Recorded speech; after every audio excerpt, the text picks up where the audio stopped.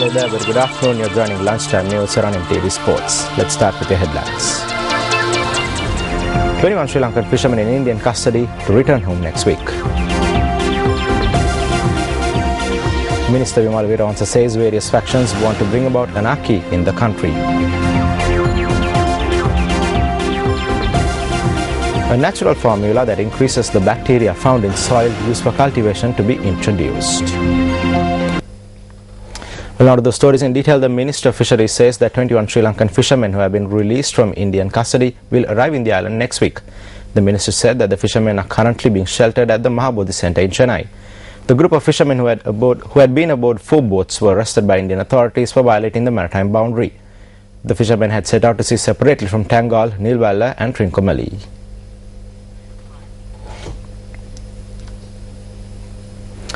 Lecturer of the Agricultural Department of the University of Sabaragamuwa, P.I. Yapa, will introduce a natural formula that increases the bacteria found in soil used for cultivation.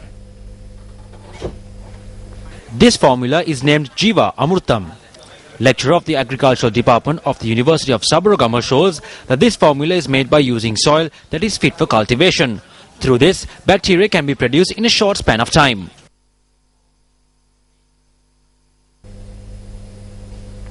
Moving Minister of Construction, Engineering Services, Housing and Common Amenities Vimal Weerawansa says that various factions want to create problems and drag the country back into anarchy. The minister made this statement at an event held in Kalutara yesterday.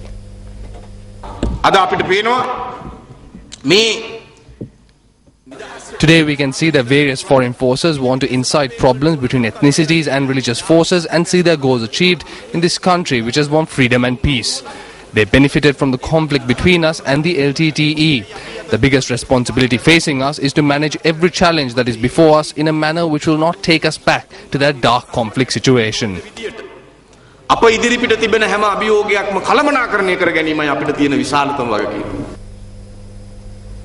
Parliamentarian Dr. Harsha De Silva alleges that the government is leading the people astray by showing them fraudulent economic figures.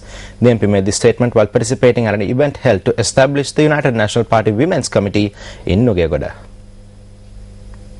This event was held yesterday to establish the Gangodawilla North branch of the UMP Young Women's Committee.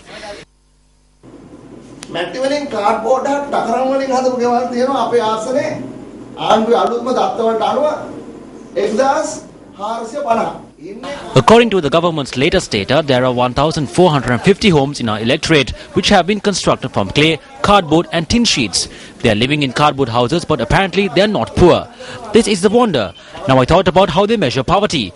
If a person spends 124 rupees and 80 cents a day, then he is not poor in this country, he is rich. If a man can spend 25 rupees for a meal, then he is rich.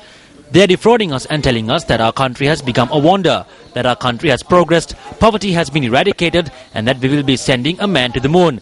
It is this fraud that they sell to the people.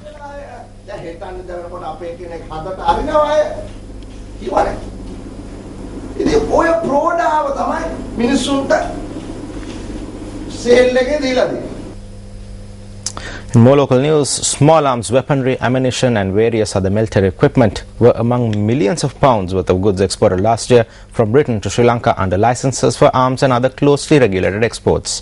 According to foreign media quoting to figures scrapped from the UK's government database for strategic export controls, more than £2 million worth of sales last year fell into the M1 category. A spokesperson for the Department of Business Innovation and Skills UK said that the UK government takes its export licensing responsibilities seriously and operates one of the most rigorous arms export control regimes in the world. The organisation notes that each application is reviewed on a case-by-case basis and added that the UK government pays close attention to allegations of human rights abuses.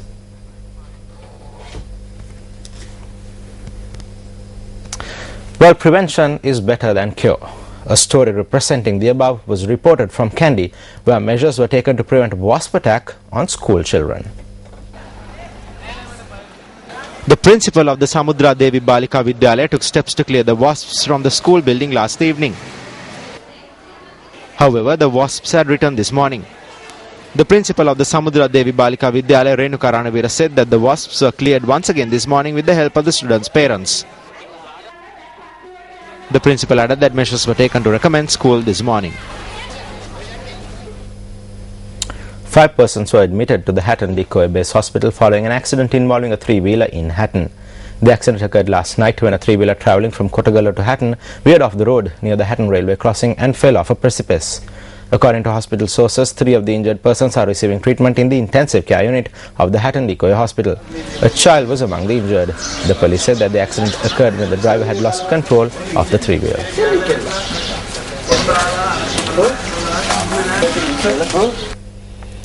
Well, demonstrations are quite commonplace. In fact, it is not unusual to see a group of people picketting on the main road. But this protest was quite unusual. 2 parents climbed atop a tree in the middle of a school ground and demonstrated for their children. The parents, who are from Hingurakanda in Katuwana, commenced the demonstration in the morning. They staged this protest atop a breadfruit tree in the middle of the school ground.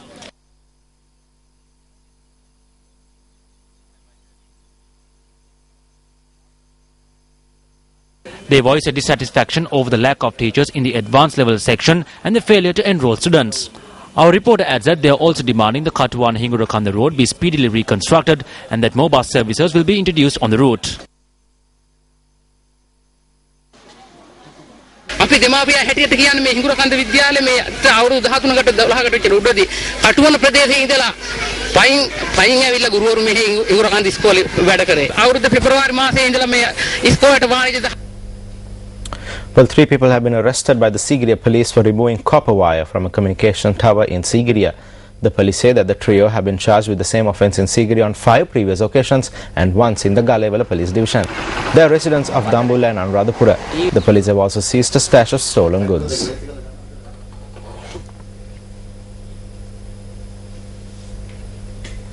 The Department of Animal Products and Health Services says that steps have been taken to prevent a swine flu epidemic that is spreading in India and other countries from reaching Sri Lanka.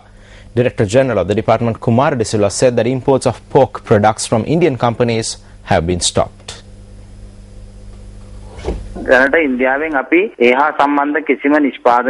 At present, we do not import any products related to this or any living or non-living products which we believe may carry this disease from India. We are imposing quarantine very strictly. There are quarantine officers at the airport and harbour 24 hours a day. We will not allow anything that does not meet our satisfaction to pass. We are working closely with the Customs Department and the Aviation Department. We will not allow this to come to Sri Lanka and there is no danger of it doing so.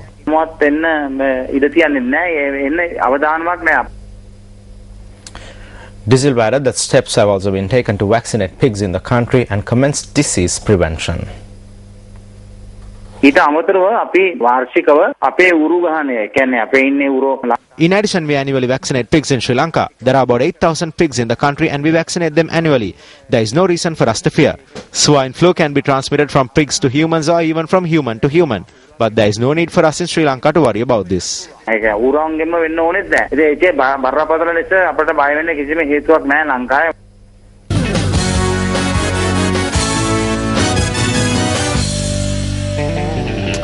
Well, in sports, from here at home, Moore Sports Club registered a 6-wicket win over Colts Cricket Club in their inter-club Tier A 3-day encounter yesterday. Sri Lanka Army, Tamil Union, Panadura Sports Club and the Colombo Cricket Club also registered victories in their matches. The match between Colts and Moors took place at the Colts Cricket Club grounds. Batting first, Colts were bowled out for 149 with Angelo Matthews top scoring with 63 runs. Dilhara Lokuhettige bagged 5 wickets for 45 runs for Moors. In reply, Moors SC managed only 103 runs in their second innings. Isham Gao scored 31 runs for Moors while Sajiva Veerakon bagged 5 wickets for 17 for Colts. Batting in their second innings, the home team posted 261 all-out with Cheyan Fernandez scoring 95 and Angelo Matthews contributing 84. Chaturanga Silva bagged 5 for 75 for Moors. Set a target of 308 for victory, Moors SC scored 330 in losing just 4 wickets for a 6-wicket win. When Moors were 53 for 4, Ishan Gauss and Janaka Gunaratne put on a 260-run partnership to claim a Moors victory.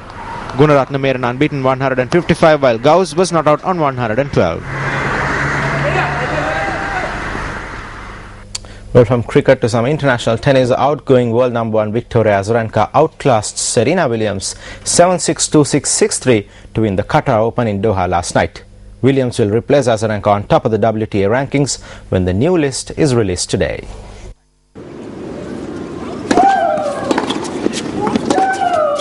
Serena Williams had entered the match on a high after reclaiming the top ranking for the 6th time and beating rival Maria Sharapova in the semi-finals. 2 days after becoming the oldest woman to claim the world #1 accolade, it seemed the efforts of the week finally caught up with her 31-year-old limbs. Williams' game sparkled as brightly as the diamond ring on her playing right hand during the second set, but it was Australian Open champion Victoria Azarenka who was running rings around her in the third. The American, who has a reputation of blowing away opponents, was in danger of suffering the same fate herself in the third set. The Belarusian leaped to a 3-love lead and never relinquished that advantage, polishing off Williams with an unreturnable serve in just 2.5 hours. Williams saved a couple of match points, but it was Azarenka who was soon thumping her chest and blowing kisses to the crowd. Azarenka, 2 sets to 1. Ladies and gentlemen, your Qatar Total Open 2013 champion, Victoria Azarenka.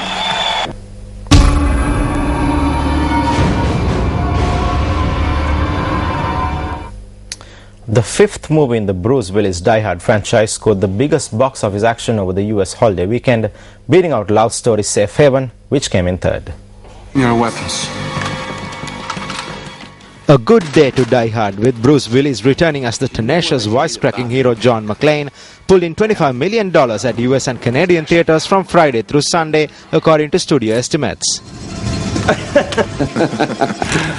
The tally was expected to approach $40 million through Monday, the President's Day holiday in the United States.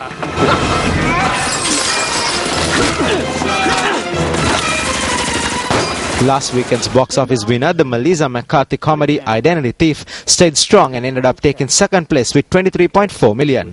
Safe Haven, an adaptation of a Nicholas Sparks novel that was aimed at luring couples during the week of Valentine's Day, the film pulled in $21.4 million over the 3 days. You know, sort of. Well, that concludes our lunchtime news bulletin for this afternoon. I'm Aaron Rajaratnam for News First. Take care.